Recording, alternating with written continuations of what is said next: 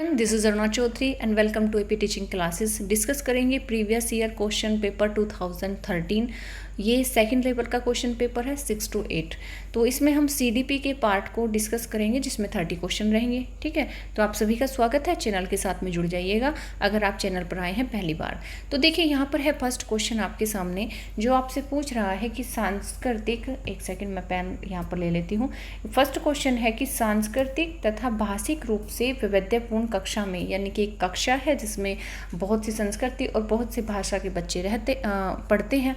तो यह निश्चित करने से पहले कि जो शिक्षार्थी यानी कि जो अभी आया है पढ़ने के लिए वो विशिष्ट शिक्षा वर्ग में आता है या नहीं। ठीक है, तो ये सब सुनिश्चित करने से पहले एज ए टीचर, एक शिक्षक होने के नाते आपको क्या करना चाहिए, आपकी ड्यूटी सबसे पहले क्या बनती है। तो क्या करोगे कि अक्षमता स्थापित करने से पहले शिक्षार्थी की मातृभाषा का मूल्यांकन करेंगे, या फिर पारंगत मनोवैज्ञानियों का उपयोग करेंगे, या वातावरणीय कारकों को अप्रभावी बनाने के लिए बच्चों को अलग कर देंगे, या फिर माता पिता को इसमें शामिल नहीं करेंगे। ठीक है, अगर हम यहाँ पर एकदम पॉजिटिव और सटीक आंसर यहाँ पर ले तो वो होगा ये कि बच्चे को एडमिशन लेने से पहले कि वो किस शिक्षा वर्ग में आएगा नहीं आएगा, है ना, सबसे पहले हमें ये ज्ञात करना है। क्योंकि हमें पता है ना कि हमारी कक्षा में विभिन्न संस्कृति और भाषा के बच्चे पढ़ते हैं, तो हमें सबसे पहले उसकी मातृभाषा का ही ज्ञान लेना है कि क्या उसको अपनी मातृभाषा का ज्ञान है या नहीं। क्योंकि हम उसे विद्यालय में मानक भाषा में पढ़ाने वाले हैं, तो मानक भाषा में से पहले उसको मातृभाषा का भी ज्ञान होना चाहिए, क्योंकि बहुत सी बातें हम उससे मातृभाषा से रिलेट करके पढ़ाएंगे। ठीक है, तो इसके लिए उसका मूल्यांकन सबसे पहले इस स्तर पर होना चाहिए। ठीक, क्वेश्चन नंबर फर्स्ट क्लियर हुआ। क्वेश्चन नंबर सेकंड है कि निम्नलिखित फिल इन द ब्लैंक्स के अतिरिक्त सभी कारण अधिगम अक्षमता उत्पन्न हो सकती है, यानी कि इनमें से वो कौन सा कारण नहीं है जिससे अधिगम अक्षमता उत्पन्न होती है, बाकी अन्यों से होती है। अगर हम बात करें फर्स्ट ऑप्शन की कि जन्म से पहले माँ द्वारा मदिरा सेवन करने से क्या अधिगम अक्षमता होती है, तो बिल्कुल होती है। मंदबुद्धिता, शैशव काल के समय दिमागी बुखार अगर बच्चे में आ जाता है तो क्या उससे अधिगम क्षमता उत्पन्न होती है? हाँ, क्योंकि ये एक क्या होता है, माइंड डिसऑर्डर होता है ना। तो मेंटल डिसऑर्डर दिमागी बुखार के कारण भी हो सकता है, माता द्वारा मदिरा पान द्वारा भी हो सकता है, और बच्चा जो है मंदबुद्धि है तब भी उसमें अधिगम अक्षमता हो सकती है, लिखने पढ़ने बोलने संबंधी।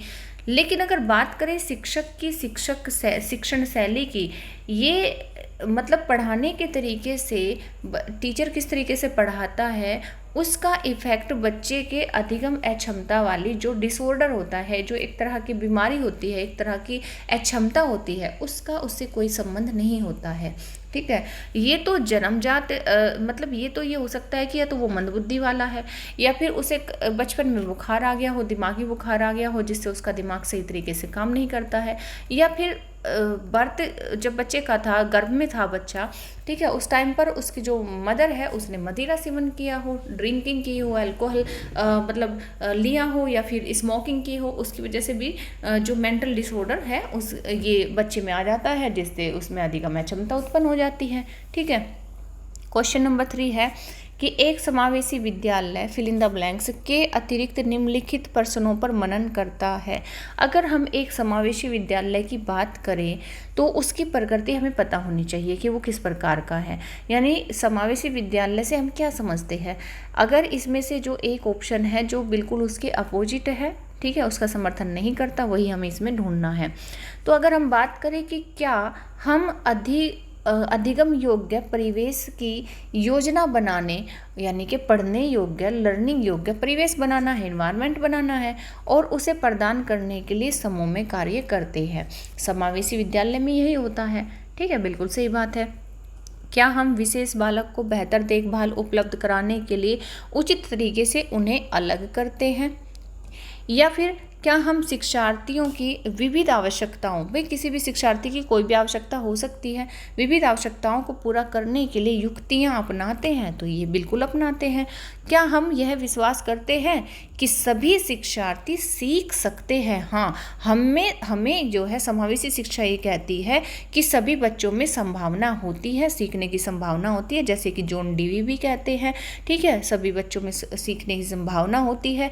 तो इस संभावना पर भी काम किया जाता है। तो जिस वजह से कहेंगे ये तीनों तो कथन समावेशी शिक्षा विद्यालय के समर्थन में है, लेकिन समावेशी शिक्षा जो है कभी भी अगर कोई बच्चा विशेष है, उसे विशेष आवश्यकता है, तो उसकी देखभाल के लिए उसे बिल्कुल अलग नहीं करती, क्योंकि समावेशी का मतलब है सबको अपने अंदर समा लेना, अलग करना इसका मतलब नहीं है। ठीक है, क्वेश्चन क्लियर। क्वेश्चन नंबर है 4, आपसे पूछ रहा है कि प्रतिभाशाली शिक्षार्थी है।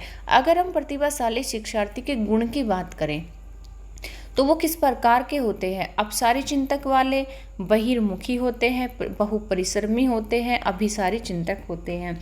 तो आपको पता है कि ये नकारात्मक है, अभी प्रतिभाशाली के साथ में बिल्कुल नहीं जाएगा, आप इसे भी कट कर दोगे। वो बहुत परिश्रमी होते हैं ऐसा जरूरी नहीं होता है, ठीक है, लेकिन इन दो में आप अटक जाओगे कि वो बहिर्मुखी या फिर अपसारी चिंतक किस प्रकार के होते हैं। तो बहिर्मुखी होना अपने आप में अच्छी बात होती है, लेकिन यहाँ पर जो उसकी उच्च क्वालिटी की बात पूछी है वो ये होती है कि उसमें अपसारी चिंतक वो होते हैं। अपसारी चिंतक का मतलब उनकी जो थिंकिंग का तरीका होता है वो डाइवर्जेंट होता है, ठीक है। डाइवर्जेंट यानी कि वो एक तथ्य पर विभिन्न तरीकों से सोचते हैं। तो जब वो विभिन्न तरीकों से सोचते हैं तो वो क्या होता है, उनका विचार का प्रसार होता है, जिसे अपसारी चिंतन कहा जाता है, और ये विशेषता प्रतिभाशाली बच्चों में पाई जाती है, ठीक है, ये आपको ध्यान रखना है। क्वेश्चन नंबर है यहाँ पर 5, पूछ रहा है आपसे कि छायांकित क्षेत्र, ये यहाँ पर एक पिक्चर दे दी गई है आपको, ठीक है। तो छायांकित क्षेत्र सामान्य वितरण में उन शिक्षार्थियों को प्रदर्शित करता है जो फिल इन द ब्लैंक्स में आते हैं। ये सामान्य वितरण है। आपको अब ये बताना है कि इसमें वो कौन से विद्यार्थी आएंगे जो मतलब किसको प्रदर्शित करेंगे, 20 से 30 के बीच या फिर 30 के बाद, या फिर सिग्मा से 20 के बीच, या फिर सिग्मा से जो है 0 पर। यहाँ पर ये जो बीच में डैश होना चाहिए और ये सिग्मा है, ठीक है। 3 से यहाँ पर पॉइंट होना चाहिए, ये इस तरीके से 3 से सिग्मा के बाद इस तरीके से, ठीक है। तो इसमें जो ये जो बीच में दिए गए हैं ना, जैसे कि उच्च प्रेरणा, उच्च सृजनात्मकता, उच्च बौद्धिकता, तो आप ये बताओ कि आपको दिखाई दे रहा है स्पष्ट रूप से तीनों की क्वालिटी कुछ ना कुछ इसमें आ गई है कि नहीं आ गई है? बीच में तीनों चीज़ों की क्वालिटी है कि नहीं है ना। जब हम किसी को इस तरीके से कोई सर्कल बनाएंगे और बीच में ये छायांकित चित्र जो बनेगा, तो तीनों विशेषता आ गई कि नहीं आ गई? तो बिल्कुल आ गई, आप कहोगे कि बिल्कुल आ गई, ठीक है। जब तीनों विशेषता आ गई है तो ऑप्शन नंबर हो जाएगा हमारा कितना, बी, ठीक है। क्वेश्चन आप समझे सही तरीके से। भाई कोई बच्चा है, अगर उसे मतलब इस तरीके से उसका चित्र बनाया गया है कि वो उसमें थोड़ी सी उच्च सृजनात्मकता है, उसमें थोड़ा सा उच्च प्रेरणा है, उसमें उच्च बौद्धिकता है ना, तो सीधी सी बात है भैया उसमें 3 गुण समाहित है, 3 गुण कम से कम उसमें समाहित है। क्वेश्चन नंबर है 6, पूछ रहा है आपसे कि दिए गए वाक्य को पूरा करने के लिए निम्नलिखित में से कौन सा युग्म सर्वाधिक उचित विकल्प होगा। जब बच्चे उन गतिविधियों में शामिल होते हैं जो फिल इन द ब्लैंक्स होती है, तब वे जल्दी करते हैं। अगर बच्चे एक्टिविटी करते हैं, कोई भी एक्टिविटी करो, कोई किसी भी तरह के लर्निंग से संबंधित, खेलने से संबंधित कुछ भी वो एक्टिविटी कर रहे हैं, ठीक है, तो यहाँ पर ये पूछ रहा है कि जब बच्चे उन गतिविधियों में शामिल होते हैं जो केवल उनके कक्षा से संबंधित होती हैं, और तब वे प्रत्यास्मरण जल्दी करते हैं, यानी कि प्रत्यास्मरण का मतलब हो जाएगा यहाँ पर याद करना, ठीक है। या फिर जब बच्चे उन गतिविधियों में शामिल होते हैं जो सांस्कृतिक रूप से निष्पक्षीय हैं, तो वो तब उसे स्मरण जल्दी करते हैं। ये भी एक तरह से स्मरण भी नेगेटिव माना जाएगा, प्रत्यास्मरण भी जो है यहाँ पर नेगेटिव माना जाएगा। हाँ, लेकिन अगर ये देखा जाए कि जब बच्चे उन गतिविधियों में शामिल होते हैं जो उनके वास्तविक जीवन में उपयोगी है, तो तब वे जल्दी से क्या होते हैं, सीखा करते हैं। ये यहाँ पर ऑप्शन एकदम सही फिट बैठेगा। ठीक, ऑप्शन नंबर सी इसमें करेक्ट हो जाएगा। क्वेश्चन नंबर 7 है कि सीबीएसई शिक्षार्थियों के लिए व्यक्तिगत गतिविधियों के स्थान पर सामूहिक गतिविधियों की संस्तुति करती है। बिल्कुल सही बात है कि वो ग्रुप एक्टिविटी में सिखाना चाहती है। तो ऐसा करने के पीछे क्या विचार हो सकता है? अगर ऐसा करने के पीछे के विचार की बात की जाए तो उसके पीछे का विचार ये होता है कि व्यक्तिगत प्रतिस्पर्धा के प्रति क्या होता है, नकारात्मक संवेगात्मक प्रतिक्रियाओं से उभरना, जो संपूर्ण अधिगम पर सामान्यकृत हो सकती है। कहने का मतलब यही है कि भाई इंडिविजुअली बच्चों को हम क्या क्या सिखाएंगे, व्यक्तिगत प्रतिस्पर्धा से तो क्या होता है, नकारात्मकता उत्पन्न होती है। लेकिन अगर हम बच्चों को ग्रुप में एक्टिविटी सिखाएंगे तो वो कहीं ना कहीं क्या सीखेंगे, सामाजिकरण भी सीखेंगे, है ना, कहीं ना कहीं सोशलाइजेशन के गुण सीखेंगे, अच्छी आदतों का निर्माण होगा उनमें, है ना, और उनमें एक दूसरे से सीखने की क्षमता में का भी विकास होगा। तो इस तरीके से कह सकते हैं कि सामान्यकृत हो जाता है बहुत सी आदतों को एक साथ में सीखना। ठीक, तो ये इससे लाभ होता है। क्वेश्चन नंबर है 8 पूछ रहा है आपसे कि बच्चे फिल्मों में दिखाए गए हिंसात्मक व्यवहार को सीख सकते हैं। जैसा कि हम हिंजी की थ्योरी पढ़ते हैं, कोहलपर का नैतिक विकास का सिद्धांत पढ़ते हैं जिसमें हम हिंज की थ्योरी पढ़ते हैं, बंडूरा का सिद्धांत पढ़ते हैं जिसमें कि वो 3 बच्चों को एक मूवी दिखाते हैं जिसमें एक बच्चा हीरो का रोल कर रहा है, एक बच्चा विलन का रोल कर रहा है।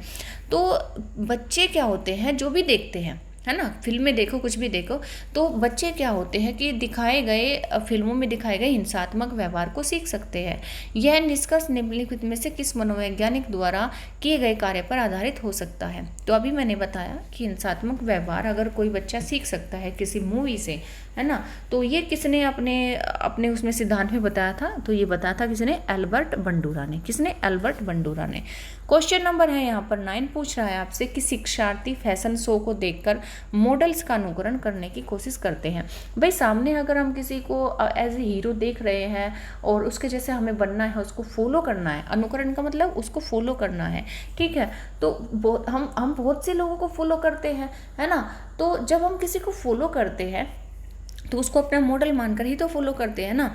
तो शिक्षार्थी फैशन शो को देखकर मॉडल्स का अनुकरण करने की कोशिश करते हैं। तो इस प्रकार के अनुकरण को क्या कहा जा सकता है? गौण यानी कि मुख्य, मतलब एक तरह से सेकेंडरी फॉलो करना, अनुकरण करना, या फिर सामाजिक अधिगम, या फिर सामान्यकरण, या फिर प्राथमिक अनुकरण। तो हम उसको कहेंगे, बंडूरा की थ्योरी के जो उन्होंने दी है उनके शब्दों में हम उसको सामाजिक अधिगम कहते हैं। यानी कि बच्चे जो है समाज से सीखते हैं। बच्चे का आइडियल होता है वो समाज में होने वाले जो जितने भी मतलब मॉडल है, जितने भी हीरो हीरोइन है, या फिर मॉडल है, या फिर कह सकते हैं कि कोई जो है वीर पुरुष है, तो वो उनको देखकर उनको फॉलो करते हैं, अनुकरण करते हैं, जिसकी वजह से वो बहुत से समाज की एक्टिविटी उनसे सीखते हैं, और इसको हम सामाजिक अधिगम कहते हैं बंडूरा के शब्दों में।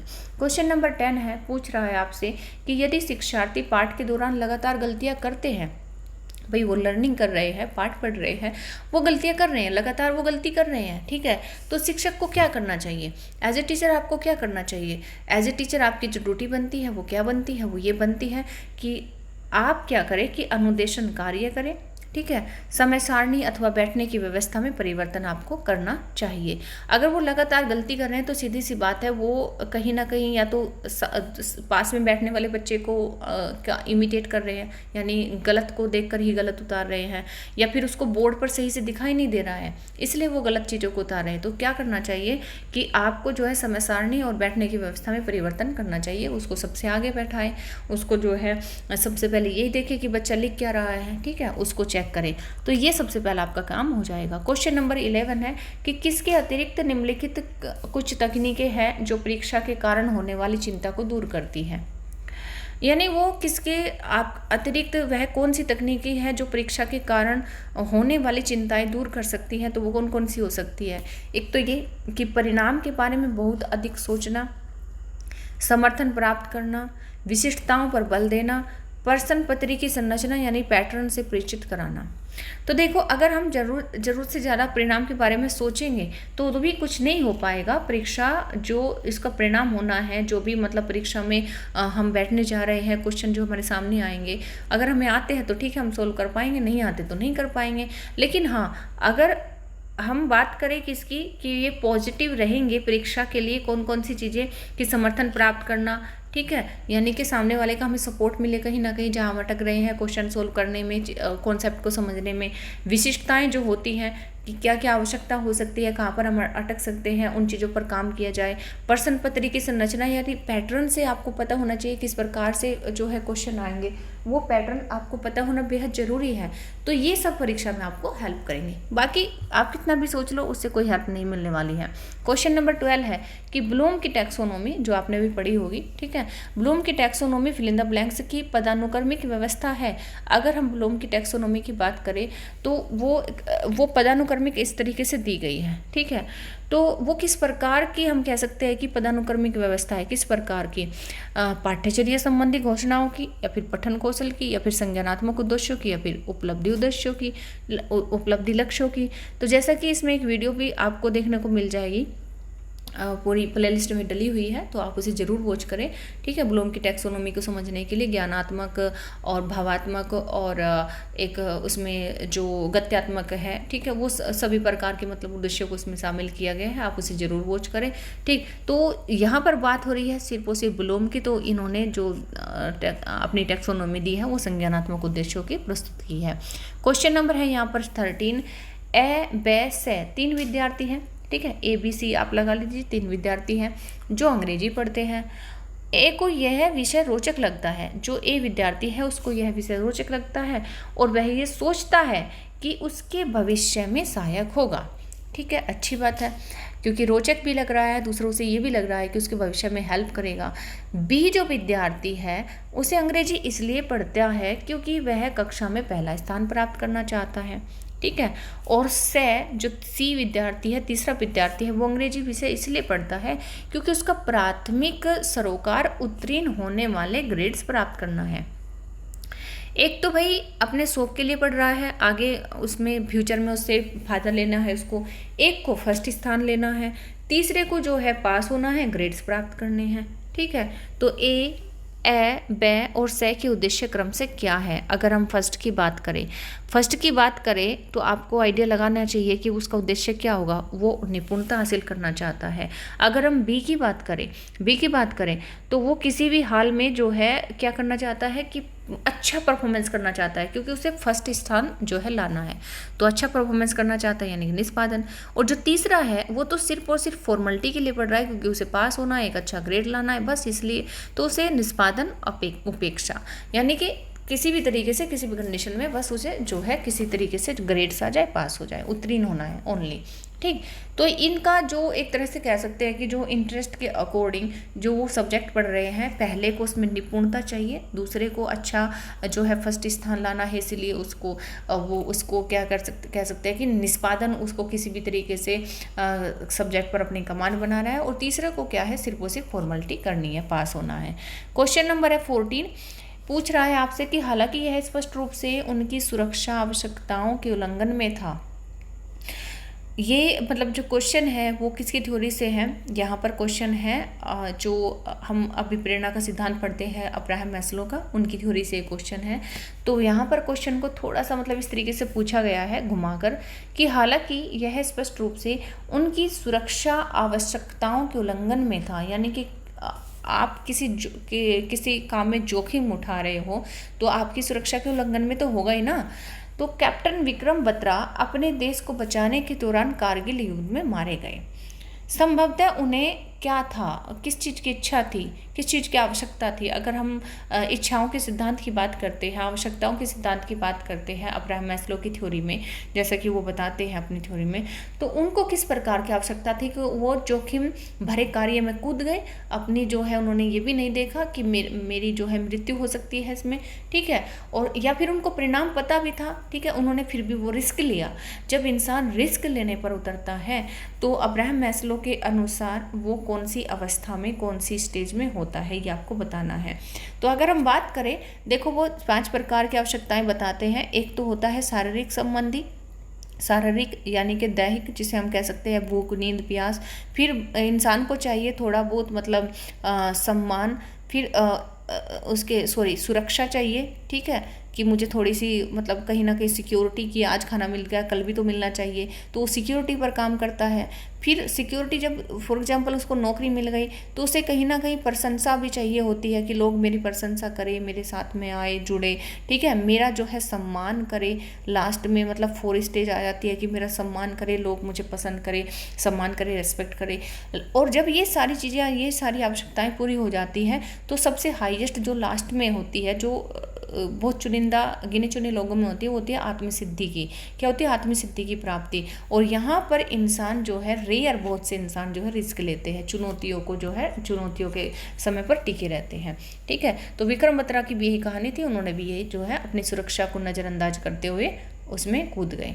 क्वेश्चन नंबर जो है 15 है कि प्रतिक्रिया का विलोप होना, प्रतिक्रिया का विलोप होना निम्नलिखित में से किसके बाद अधिक कठिन है। अगर हम प्रतिक्रिया का विलोप यहाँ पर कर दें, यानी कि रेस्पॉन्स ही नहीं आ रहा है, यानी रेस्पॉन्स ही नहीं आ रहा है, अगर रेस्पॉन्स नहीं आ रहा है तो निम्नलिखित में से किसके बाद अधिक कठिन है कि रेस्पॉन्स ना आए।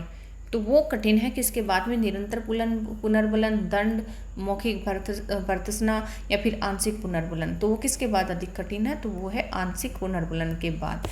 प्रतिक्रिया का विलोप होना निम्नलिखित में से किसके बाद अधिक कठिन है, यानी कि ऐसा हो ही नहीं सकता कि रेस्पॉन्स ना आए। अगर हम किसी बच्चे को आंशिक पुनर्बलन दे रहे हैं तो क्या होता है कि प्रतिक्रिया यानी कि रेस्पॉन्स का विलोप होना कितना पॉसिबल है।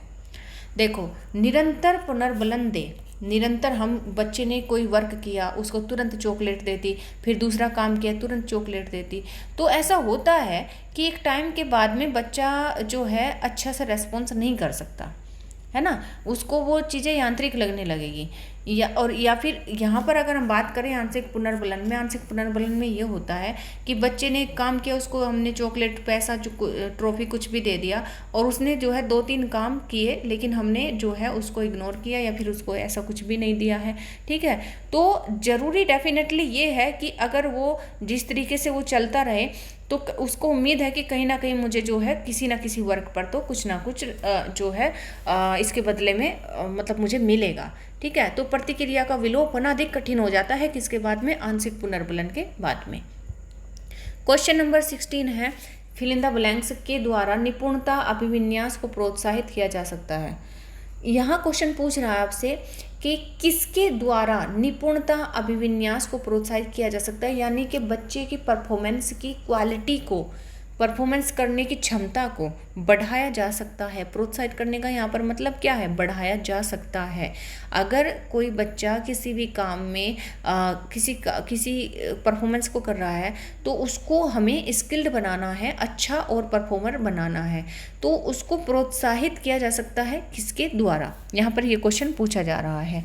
तो शिक्षार्थियों की सफलता पर परस्पर तुलना करने पर, या फिर गृह कार्य के रूप में बहुत अधिक अभ्यास सामग्री देकर, या फिर अनपेक्षित परीक्षा लेकर, या फिर शिक्षार्थियों के व्यक्तिगत प्रयासों पर ध्यान केंद्रित करके। तो सीधी सी बात है, जो बच्चे काम कर रहे हैं, जो भी एक्टिविटी कर रहे हैं, तो उनके व्यक्तिगत प्रयासों पर हमें ध्यान केंद्रित करना है कि वो कब कहाँ क्या गलती करते हैं, लिखने में गलती करते हैं या बोलने में करते हैं, पढ़ने में करते हैं। तो जब वो चीज़ पकड़ में आ जाए तो उनकी निपुणता अभिविन्यास को हम बढ़ा सकते हैं, ठीक है। ये इस तरीके का काम करके हम चीज़ों को कर सकते हैं।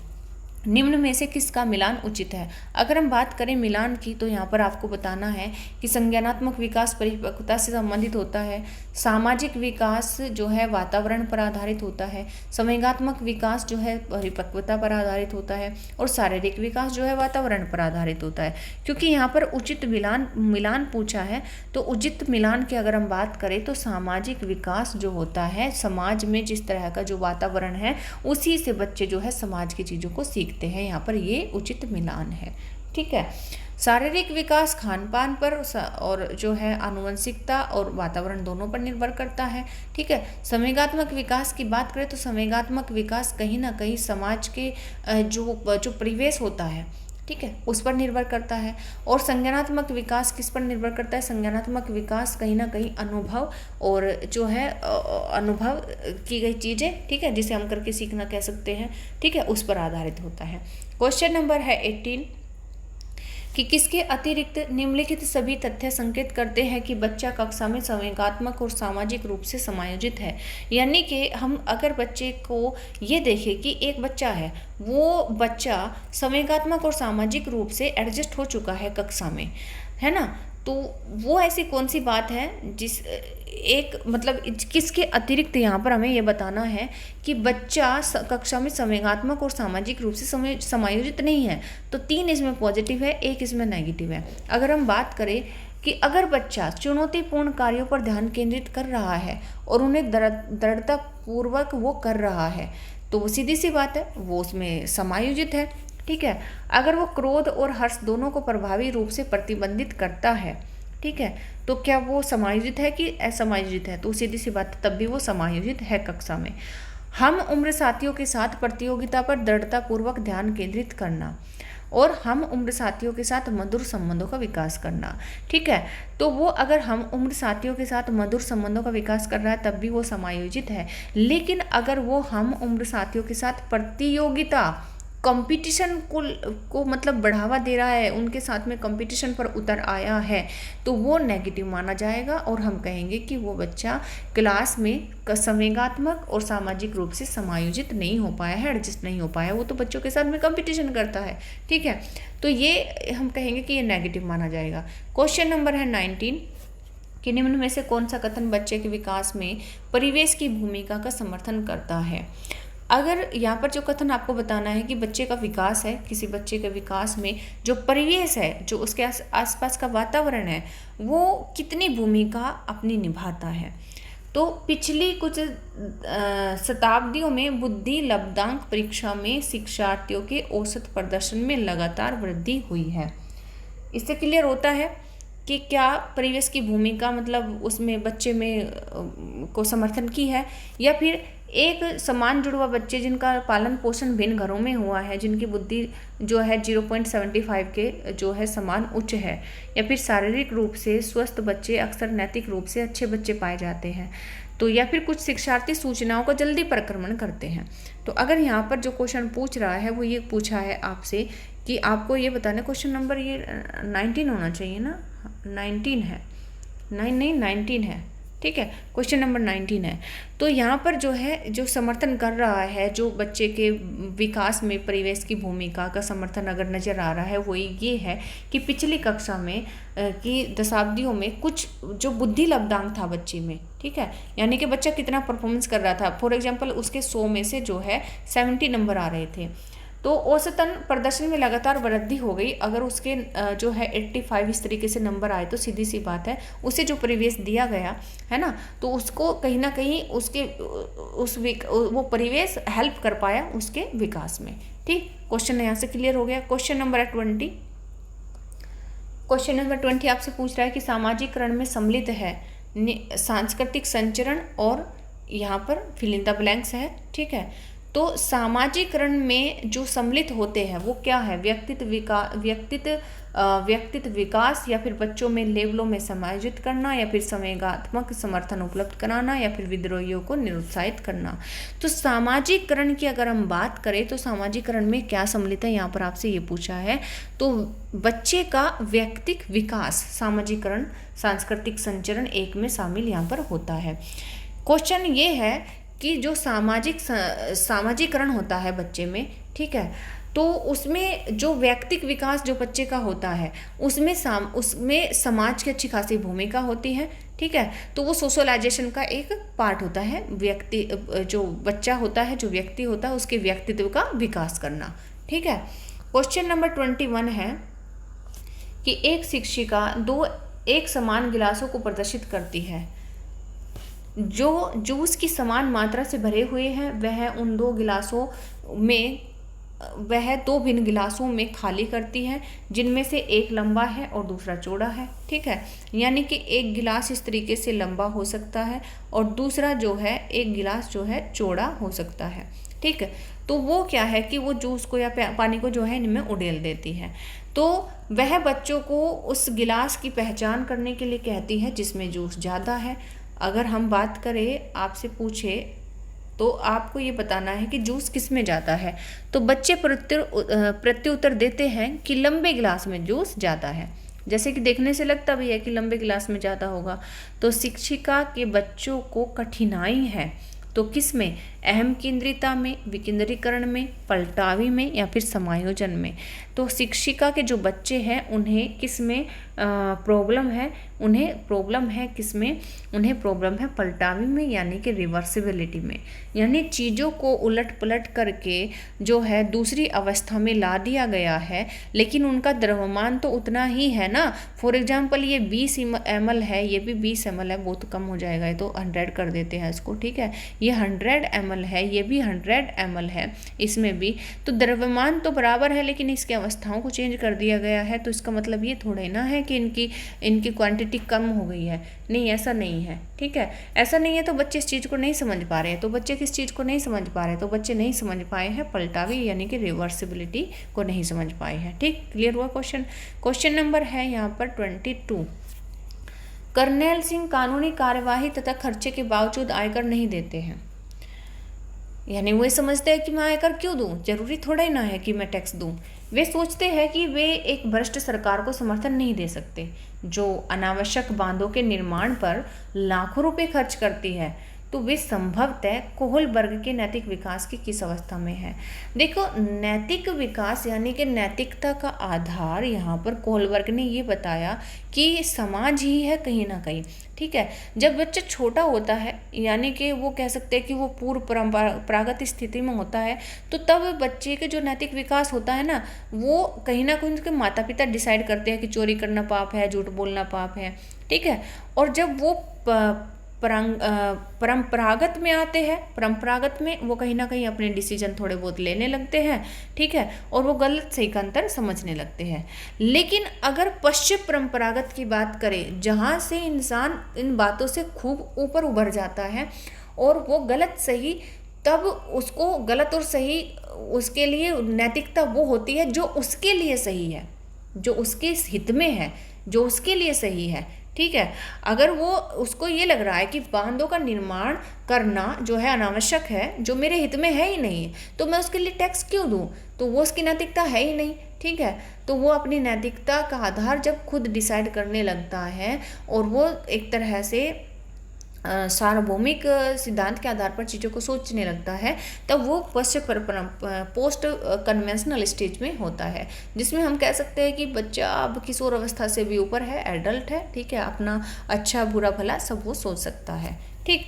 तो क्वेश्चन नंबर ये 22 था। क्वेश्चन नंबर 23 है कि जो बुद्धि सिद्धांत में सम्मिलित मानसिक प्रक्रियाओं जैसे पराघटक और बुद्धि द्वारा लाए जा सकने वाले विविध रूपों जैसे सृजनात्मकता बुद्धि को शामिल करता है, तो वह है, यानी कि यहाँ पर जो बुद्धि सिद्धांत दिए गए हैं, और बुद्धि सिद्धांतों में बहुत से मनोवैज्ञानिकों ने कुछ शब्द इस्तेमाल किए हैं, जैसे यहाँ पर भी 2 शब्द दिए गए हैं, पराघटक और सृजनात्मकता बुद्धि। तो ये कौन से मनोवैज्ञानिक ने अपने सिद्धांत में इनको इस्तेमाल किया है, तो किसने किया है, तो आपको यही बताना है। तो ये स्टर्नबर्ग की बुद्धिमत्ता का त्रितंत्र सिद्धांत, स्टर्नबर्ग की बुद्धिमत्ता का त्रितंत्र सिद्धांत में इन शब्दों को प्रयोग किया गया है, यानी कि पराघट बुद्धि के बारे में बताया गया है, सृजनात्मकता बुद्धि के बारे में बताया गया है। क्वेश्चन नंबर 24 है कि निम्नलिखित में से कौन सी बहुबुद्धि सिद्धांत की आलोचना है। बहुबुद्धि सिद्धांत जो गार्डनर की थ्योरी है, तो उन्होंने ये जो थ्योरी दी है उनकी कहीं ना कहीं फिर आलोचना भी की गई। तो आलोचना निम्नलिखित में से आपको बतानी है कि कौन सी यहाँ पर है। तो बहुबुद्धि सिद्धांत क्या होता है कि बहुबुद्धि सिद्धांत की जो आलोचना की गई वो ये की गई कि बहुबुद्धि केवल प्रतिभाएं हैं जो पूर्ण रूप से बुद्धि में विद्वान रहती है। यानी कि बहुबुद्धि को केवल ये बताया गया कि ये अपने मतलब जो गार्डनर है उन्होंने क्या कहा कि जो जैसा परफॉर्मेंस करता है उसमें वैसी बुद्धि होती है। तो यहाँ पर आलोचकों ने ये कहा कि ये तो केवल परफॉर्मेंस है, यानी कि प्रतिभाएं हैं, बुद्धि तो कुछ है ही नहीं, इसका मतलब है ना। अगर कोई इंसान कोई परफॉर्मेंस नहीं करता, इसका मतलब उसमें क्या उस प्रकार की बुद्धि है नहीं, क्या वो उसके बारे में नहीं सोच सकता, क्या नहीं समझता, क्या है ना। अगर कोई क्रिकेट नहीं खेलता है तो क्या उसको वो खेल के उसको ज्ञान नहीं है, उसमें इंटरेस्ट नहीं है, उसको है होता है ना। लेकिन यहाँ पर यही सी आधार पर आलोचना की गई कि बुद्धि को केवल प्रतिभाएं माना गया है और जो पूर्ण रूप से बुद्धि में विद्वान रहती है।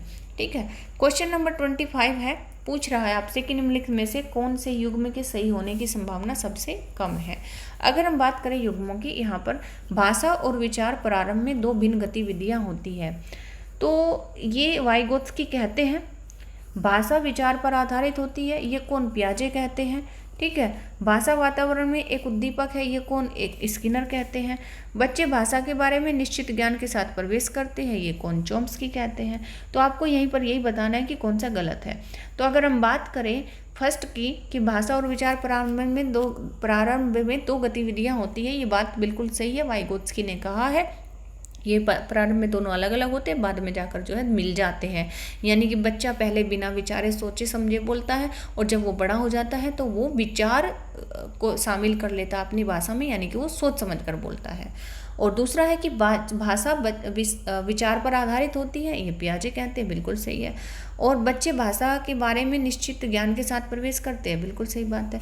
लेकिन सी ऑप्शन गलत है कि बच्चे जो है भाषा वातावरण में एक उद्दीपक है, उद्दीपक नहीं, इन्होंने क्या बताया, अनुकरण है। ठीक है, बच्चे जो है समाज की भाषा का अनुकरण करते हैं, उद्दीपक इन्होंने नहीं बताया है। उद्दीपक किसने बताया, थॉर्नडाइक ने बताया। क्वेश्चन नंबर 26 है कि सामाजिक भूमिकाओं के कारण न कि जीव वैज्ञानिक संपत्ति के कारण सौंपी गई विशिष्टताएं कहलाती हैं। अगर हम सामाजिक भूमिकाओं के कारण सौंपी गई विशिष्टताओं की बात करें, ना कि जीव वैज्ञानिक संपत्ति कारण सौंपी गई विशिष्टताएं, यानी जो हमें आनुवंशिकता से नहीं मिली है बल्कि हमें कहाँ से मिली है, हमें समाज से मिली है। वो भूमिकाएं हमें कहाँ से मिली है, समाज से मिली है। तो वो कौन सी होती है, जेंडर भूमिका दबाव, या फिर जेंडर भूमिका रूढ़िबद्धता, या फिर जेंडर भूमिका नैदानिकी, या फिर जेंडर भूमिका विवृत्ति। तो हमें सामाजिक भूमिकाएं जो दी गई है, यानी कि लड़कियां घर का काम करेंगी, लड़के बाहर का बिजनेस व्यापार ये सब करेंगे, तो ये भूमिकाएं जो रोल हमें दिए गए हैं, तो वो क्यों, किसके कारण दिए गए, जेंडर भूमिका रूढ़िबद्धता के कारण हमें दिए गए हैं। यानी कि जो जेंडर जो बायस है, जेंडर बायस मतलब कि जिसे हम कह सकते हैं कि लैंगिक भेदभाव, लैंगिक पक्षपात जो हमारे साथ में किया गया है, तो वो जेंडर भूमिका रूढ़िबद्धता जो विचार है, जो एक विचारधारा चली आ रही है, ठीक है, तो उसके कारण ये भूमिका, ये रोल लड़की और लड़के को दिए गए हैं। बल्कि ये हमें जन्मजात नहीं मिले हैं, है ना, तो जैविक ये नहीं मिले हैं, जन्मजात नहीं मिले हैं, ये समाज ने दिए हैं। क्वेश्चन नंबर 27 है कि निम्नलिखित में से कौन सा अधिगम को अधिकतम करने के लिए सर्वाधिक उचित है। अगर अधिगम को मतलब लर्निंग को और पॉजिटिव बनाना है और अच्छा बनाना है, तो उसके लिए सर्वाधिक उचित क्या है आपको ये बताना है। ठीक है, तो ये बताना है तो शिक्षिका को अपनी संज्ञानात्मक शैली के साथ साथ अपने शिक्षार्थियों की संज्ञानात्मक शैली की पहचान करनी चाहिए। ठीक है, ये आपको इस तरीके से मतलब बच्चे के जो लर्निंग है उसको पॉजिटिव बनाया जा सकता है। क्वेश्चन नंबर 28 है कि किसके अतिरिक्त निम्नलिखित सभी सीखने के रूप में आकलन को बढ़ावा देते हैं। किसके अतिरिक्त जो है सभी, मतलब यहाँ पर जो ऑप्शन है वो सभी, यहाँ पर वे ऑप्शन वे है जो सीखने के रूप में आकलन को बढ़ावा देते हैं। यानी कि सीखते सीखते बच्चे जो है बच्चों का आकलन भी साथ ही में हो जाता है। तो अगर सीखने के दौरान ही बच्चों को आकलन उनका हो रहा है तो वो कौन सी एक्टिविटी है। अगर हम बात करें कि अवसर लेने हेतु शिक्षार्थियों के लिए एक सुरक्षित वातावरण का निर्माण करना, पढ़ाए गए विषय पर मनन करने के लिए शिक्षार्थियों को कहना, एकदम सही बात है, दोनों बात सही है। जितना संभावना हो शिक्षार्थियों का लगातार परीक्षण लेना, ऐसा कभी भी नहीं करना चाहिए, ये नेगेटिव माना जाता है। ठीक है, ऐसा करेंगे तो क्या होगा, बच्चों के माइंड पर जो है एग्जाम का ही प्रेशर बना रहेगा, तो ये हमें कभी नहीं करना चाहिए। बाकी जो है इसमें सीखने के रूप में आकलन की अगर बात करें तो शिक्षार्थियों को आंतरिक पृष्ठ पोषण लेने के लिए कहना, तो ये तीनों के तीनों पॉजिटिव है और इससे क्या होगा कि बच्चे जो है सीखने के दौरान ही चीज़ों को सीखेंगे, आकलन उनका हो जाएगा, मूल्यांकन वो अपना करेंगे। क्वेश्चन नंबर 29 है कि जब एक बावर्ची खाना पकाते समय खाने को चखता है तो वह क्या कर रहा है। यानी कि वो बीच में ही खाना चख रहा है, खाना बन नहीं गया है, खाना पकाते समय खाने को चख रहा है। तो अगर क्रिया के दौरान में ही बीच में ही चीज़ को चेक किया जा रहा है ना, जैसे कि पढ़ाने के दौरान ही कक्षा में बीच में ही टीचर क्वेश्चन पूछता है तो एक्टिविटी अभी कंप्लीट नहीं हो रही है, कंप्लीट नहीं हुई है, अभी चल रही है। तो जब प्रोसेस में ही चीज़ें चेक की जाती हैं तो वो होता है सीखने के लिए आकलन, वो होता है सीखने के लिए आकलन। हाँ, खाना बन चुका होता उसके बाद ये मतलब उसको चखता तो वो सीखने का आकलन होता है ना, चीज़ें ऑफ हो चुकी है, assessment of learning. Question number 30 और इस वीडियो का लास्ट क्वेश्चन है, पूछ रहा है आपसे कि अंतःपरक अनुदेशन क्या है। अंतःपरक अनुदेशन क्या होता है? अंतःपरक अनुदेशन की अगर बात करें तो ये क्या होता है कि शिक्षार्थियों की आवश्यकता को पूरा करने के लिए समूहीकरण के विविध रूपों का प्रयोग करना। जितनी भी बच्चों की जो आवश्यकताएं हैं, शिक्षार्थियों की जो आवश्यकताएं हैं, उनको पूरा करने के लिए समूहीकरण के विविध रूपों का प्रयोग करना, यानी कि अलग अलग तरह के ग्रुप बच्चों को बनाकर बच्चों को पढ़ाना, ये अंतःपरक अनुदेशन होता है।